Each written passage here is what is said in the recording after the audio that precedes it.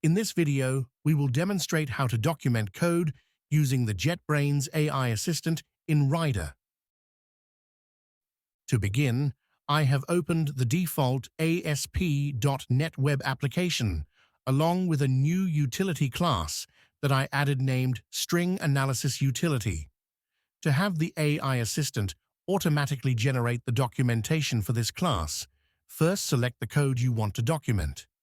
Then right-click, choose AI Actions, and click on Write Documentation. The AI Assistant will automatically generate the necessary function summaries.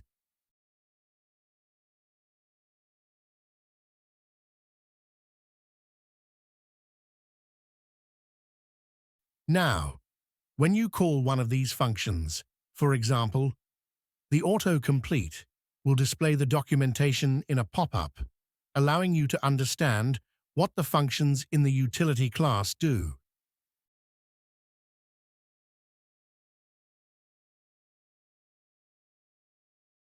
Thanks for watching.